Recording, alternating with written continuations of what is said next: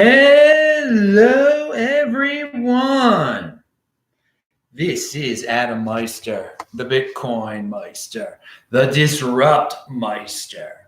Welcome to the One Bitcoin Show. Today is February the 11th, 2020, the start of spring training for the Baltimore Orioles. Pitchers and catchers report today. Strong hand. Hey, I mean, if it's getting closer to the end of winter, you got to point out something like that. Spring training, come on. Gold age 2020s. Bitcoin is the next Bitcoin in motion. What's this? How many fingers am I holding up? 5-digit realm. Conviction, compete, don't complain. Be a unique beast, relentless. This is your home for Bitcoin insider information. And yeah, I am offended by selling. Okay, if you got questions, I got answers. Last day in El Paso, on my way to LA. Of course, the one day it rains in El Paso and I have to walk to the bus is the day I'm leaving. So yeah, it's going to be great. Maybe it won't be raining, but I'm probably going to get wet. But if you got questions, I got answers. Hello, my elite friends. I'm looking forward to LA where it does not rain. Well, in the winter it rains some, but I'm looking forward to LA. And El Paso it's been relaxing. Now it's time to move to the big city. All right. Remember this Friday, 2 p.m. Baltimore time. That's in New York and Boston, DC. American Hodl, American Hold, whatever you want to call them. Adam from up in the Pennsylvania area, he was on 10 weeks ago. He's a pretty cool dude. And Vlad will be on. So yeah, American Hold, American Hodl. I don't like saying hodl, dudes. Yeah, he's legendary. So that show on Friday, 2 p.m. Baltimore time, and that's 7 p.m. in London and 11 a.m. in beautiful Los Angeles. So that Friday is going to be an exciting This Week in Bitcoin show. Best guest in the freaking space, as we say. And so I got to remind everyone, it's definite. Long Beach, 7 p.m., February 20th, link to below. I will be speaking there. I look forward to seeing a lot of you there. I know people that watch the show will be showing up in Long Beach, February 20th, and that's really soon. And then 2 days later, I will be in Las Vegas at Unconfiscatable. I won't be speaking. Probably not. Have no plans to, but I will be there. Thanks to Tone Vase and the crew over there. So that's a fun time if you want to see some old school Bitcoin dudes and not gamble, because when you're with Bitcoin, you're not gambling. Now you can get tempted by what they sell there in Vegas, which is some nasty stuff. Unhealthiest city in America. Don't pound that like button for gambling and smorgasbords and oh my God, smoking. It's terrible. So, but hey, people got to do what they got to do, and I'll be there. So it'll be a fun time. So it'll be awesome. All right. Another day. Today's another day. And yet we've hit another fiat high for the year. This is trendy, man. This is something we've been going through. Halving hype. Pound that like button for the halving freaking hype. So yeah, you fiat freaks. For me, one Bitcoin still equals one Bitcoin. The great SSM 59, and if you have a question, type in Bitcoin Meister or do a super chat. SSM 59 left this comment, and we can analyze this comment. A good story from out in the field. I was talking to one of my employees today, and she mentioned she had an interesting experience at her tax preparer's office regarding Bitcoin. Several years ago, she decided to invest a small amount in Bitcoin. In the past, her tax preparer had chided her for messing around with a scam. However, this year was different. Why is this night different than all other nights? Bitcoin was front and center on the tax preparation questionnaire. Further, my assistant asked if the tax preparer was seeing more people declaring Bitcoin on their taxes. She replied, "Oh yes, quite a bit." And then followed by saying, "And had I bought some back when I thought it was all BS, I wouldn't be doing this job right now." And that's the truth. Bear in mind, this was not a high-powered accounting firm dealing with rich people. This is a Walmart-level tax preparation firm dealing with mostly blue-collar, paycheck-to-paycheck folks. This is the organic growth we have been talking about for the last decade. Pound that like button. Hey, man, that's a good story. I do hope regular people are buying it, are stacking sats, as they say. And there's an example, a real life example in the United States of America of someone who has encountered this. Will we be hearing more stories like this tax season or this year? I think so. Having hype will get more regular people interested in it also. And I praise those people because they are getting in before some institutions really go whack into this space. And they won't be the ones complaining, oh, why did Wells Fargo buy up so many Bitcoin and now it's so expensive and I can't buy any? Okay. So let's talk about people complain about the banks. Again, personal responsibility is a new counterculture. You get the Bitcoin. People complain about the Fed. Again, if you don't like the dollar, buy the Bitcoin. Well, here, Mr. Fed Chair Jay Powell, just 2 hours ago, this was just tweeted out by a reporter that I guess Jay Powell was speaking. People started asking about cryptocurrency related stuff. Jay Powell on Facebook, Libra.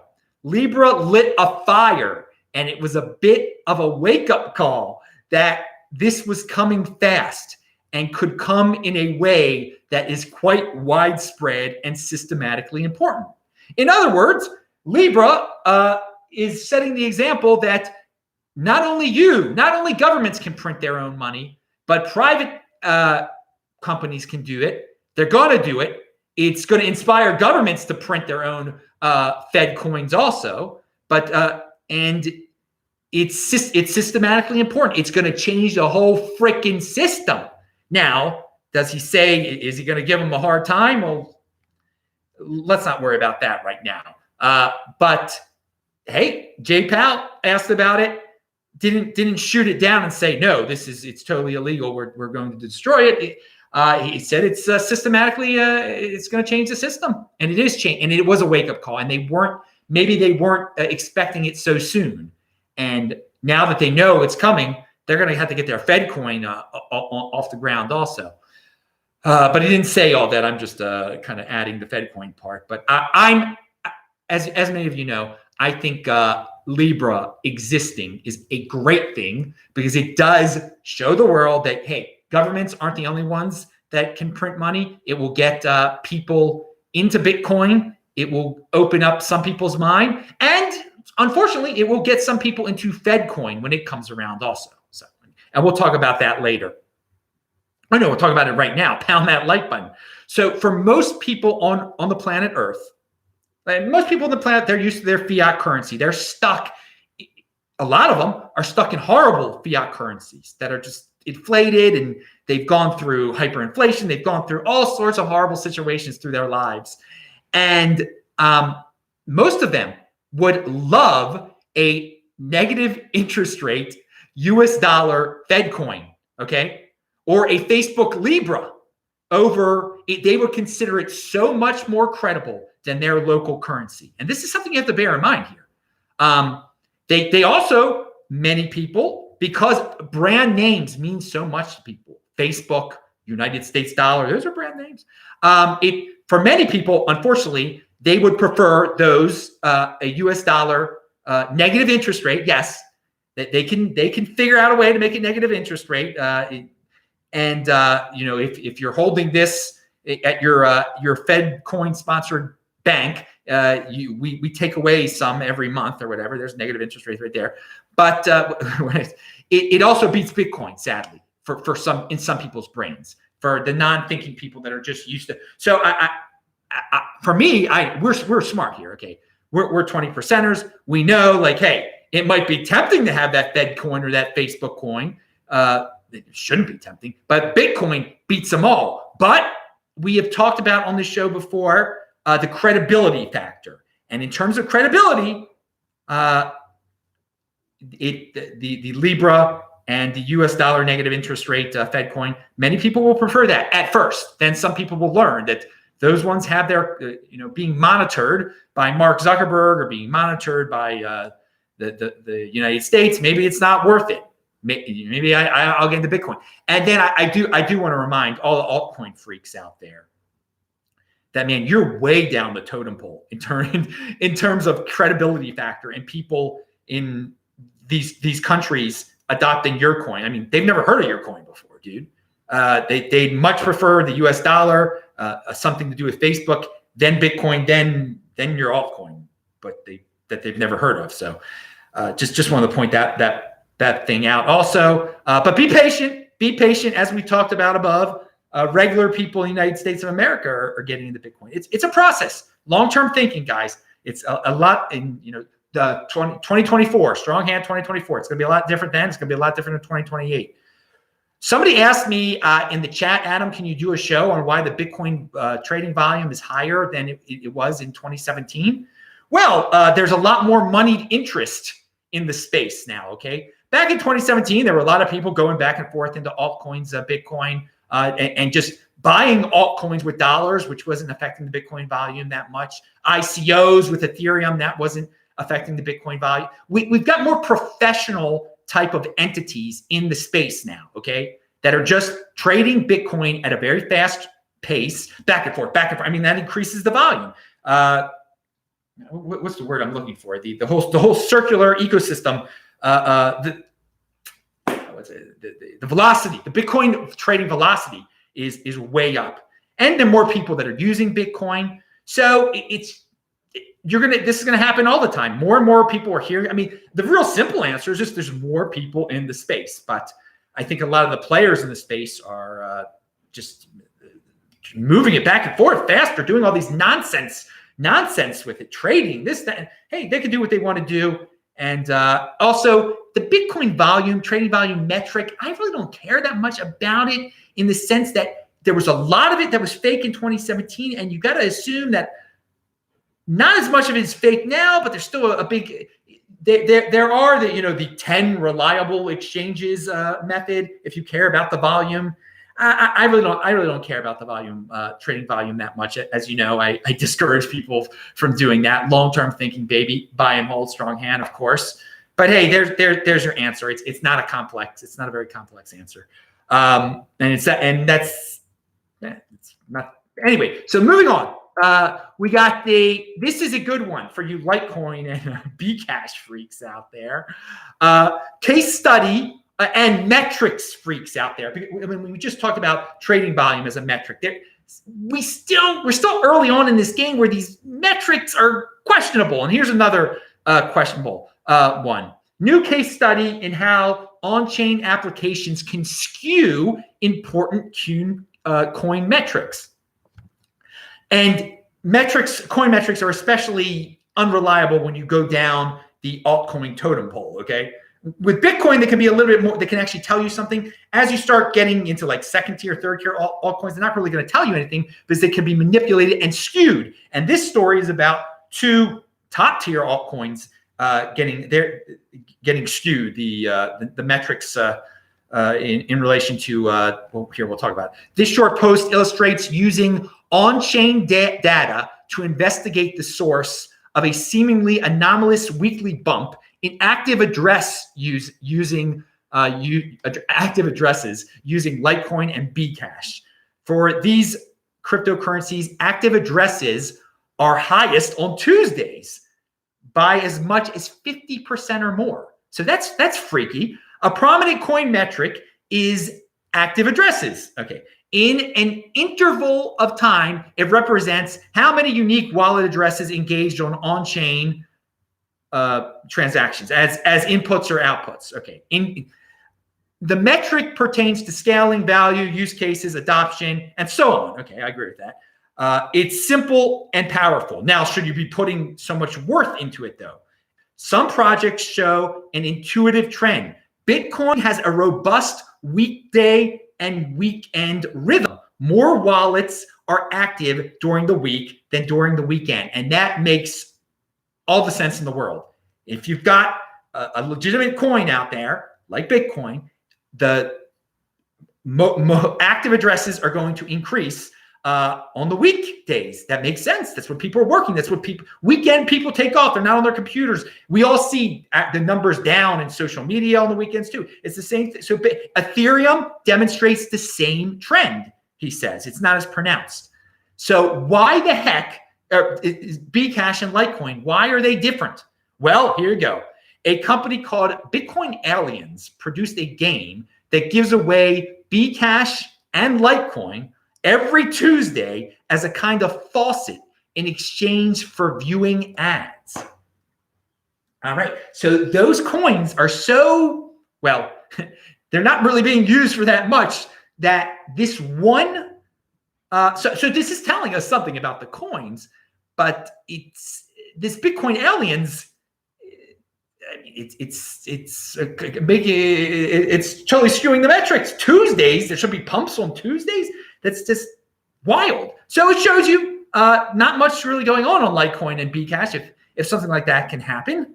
And when you see weird freakazoid numbers like that, you got to dig deep to see what the heck is going on. And well, it's linked to below if you want to read more about about that situation. But the good news is that Bitcoin makes sense in that metric. Now we got a question from Roman Q. I buy Bitcoin over the counter with Lightning. None of this is captured in the stats. The real stats are not priced in. The halving is not priced in. Pound that like button. I like that. I like that. All right, let's see. We got Ja Ratao says, made 9.2% of my Bitcoin today with my MWC. My hard hold is bigger. It is a great day. Strong hands. Well, dude, I give you all the credit in the world. You held on to that crypto dividend when many of us were like, whoa, I can make 4%, 5% on this, which was amazing. That you held on to that crypto dividend and made 9.2%. More power to you, dude. More power to you. No regrets for the people who didn't. Just there will be more crypto dividends, and you will hear about them first. And you are, I get Jal, or I'm sorry if I'm mispronouncing your Portuguese name. If it's Portuguese, if it's Indian, whatever it is, I'm sorry if I'm mispronouncing it. You know that Bitcoin, to be a holder, that you get interest on your Bitcoin in the form of crypto dividends, and you really made the most of it. So I say pound that like button for you, dude. Really, you've got more Bitcoin today, and that's what it's all about, getting more Bitcoin through this process, not getting tempted by these whack altcoins and valuing your wealth in dollars and keeping your bit. If you would have kept your Bitcoin on an exchange or a platform that gave you interest, you wouldn't have gotten 9.2% more Bitcoin. No. Personal responsibility is the new counterculture, and that's what crypto dividends are. They are about personal responsibility. You get them when you take care of your private key, when you control your own Bitcoin on your Trezor, your ledger, whatever it is. All right. So, and just what a world we live in, where that one entity keeps on buying up that MWC for whatever his or her or its reasons are, and that we as regular people can benefit, can be directly connected. In the old days, you would have to have insider connections to get a flow of money like this, to be connected to people who made questionable economic decisions by buying something. Like only what fellow one percenters would make money off of one percenters making, and there's nothing wrong with one percenters, but now regular people can make money off of funds and the one percenters doing wild things like buying MWC at any price when in fact it was free. Why buy something that is for free? Hey, he's gonna do what he's gonna do. You are benefiting. It's a great story that you got 9%, 9.2%. And I think right now, you guys can go over to Hotbit right now. I don't know what it's worth a lot. I try. All right. So let's move on here. We talked about Bitcoin aliens. Let's talk about Jameson Lopp about a tweet. Bitcoin is creating a new class of high net worth individuals who will reshape the world via entrepreneurship, investment, and philanthropy. So I agree with that. There are people now who, if back in the day when Bitcoin didn't exist, if these dudes existed in the 1960s, many people would not become high net worth individuals that are becoming high net worth individuals. And it is really awesome that this financial innovation has come around that allows more people to get into the game, as it were. And what are these new type of high net worth individuals going to do with their wealth when they become one percenters? Again, nothing wrong with being a one percenter. When they are one percenters, next year or already, or in 10 years or in 20 years when they're about to retire, it's a whole new, it's unpredictable. And these are the type of people, they're in motion, okay? They're creative type of people, a lot of them. Some of them will just do the same thing. You get in the same old boring philanthropy. Some people are going to create, you know what I say, cloud cities on Venus, baby. Don't just shoot for the moon, shoot for Venus. So it is interesting and some of the replies that Jameson Lopp got to this were typical of people that are not in motion. They're like, oh, bunch of rich white guys. Yeah, what are they going to do different? I mean, hey, compete, don't complain. The people who are going to be the high net worth individuals, they weren't complaining, they were competing. So more power to them. And yeah, it's going to reshape the world. They're going to reshape the world on all sorts of different fields because they're going to invest in other people, in businesses that never would have been invested in before. So that kind of tweet is very inspirational. And yeah, I'm happy to be part of it. Wink, wink. All right. So what else do we let's go the opposite direction and talk politics. We were talking about productive individuals. Now, the people in the government, government jobs are not productive, of course. But it's funny when you're trying to get these political positions, elected positions, you create a whole industry around you that is like, Mike Bloomberg. I mean, he around his brand, vote for me. He's creating a whole a productive industry, paying for newspapers for advertisements, paying people to work, et cetera, et cetera. At the end of the day, anyway, the point is that there is an article from the Bulwark, and it brings up something that is a little disturbing in terms of politics. It talks about the Bernie bros and do you need a mob? Can you win a presidency without an online mob now? Okay, because the Bernie bros, he calls them brown shirts, that they go around policing online. If someone says something bad about Bernie, they pile on them, and it seems to work. Some say that the MAGA people were like that, and so I thought about this since it appears that it works, and then I thought about in my when I'm reading Twitter, and I read it as a blog, but I see all these people spending so much time attacking other coins, attacking Bitcoin. And I wonder if and there are definitely some altcoin mobs out there. You can't deny it. Now, are those people real? Does it really matter if they're real or not? You can create fake people online that are part of your altcoin mob. So is this going to be an integral part of altcoin pumping in the future? Having a Bernie-like mob, having an altcoin mob. Is this going to be a legitimate marketing technique for businesses even? And obviously they'd be friendlier mobs for a business, one would hope. I mean, but in terms of altcoin pumps, if Bernie's successful becoming a prominent politician, winning elections due to mobs, and altcoins already have these mobs that are similar to his, one would think that it might become more prominent in our space. Which, again, this is where the big boys play, so you can ignore those people and just know one Bitcoin equals one Bitcoin. But a lot of people aren't. And I think we're in to see some altcoin mob, altcoin pumps in the future. That's why you don't want to gamble with these things. But if they're successful, and I'm thinking about two coins specifically that have mobs and do pump sometimes and have like no basis in reality for any value. We'll see. It's the wild, wild west around here. So you can read that article if you want about it. It doesn't mention altcoins at all, but I just extrapolated it upon the crypto space. And I believe that is the end of the show. And I got to clean up the Airbnb, get out of here. Thanks a lot, dudes. You'll see me in LA in a little bit over 24 hours. I don't know what time the show is going to be on. Maybe it'll be a little late. I just want to make sure I covered everything. What was the title of this show anyway? Hey, we got it under 30 minutes though. I'm Adam Meister, the Bitcoin Meister, the Disrupt Meister. Remember to subscribe to this channel, like this video, share this video. Check out the links below. Pound that like button, bang that bell button. And yeah, I did cover everything. I will say hi to everybody in the chat right after I push this end button. California. No doubt about it.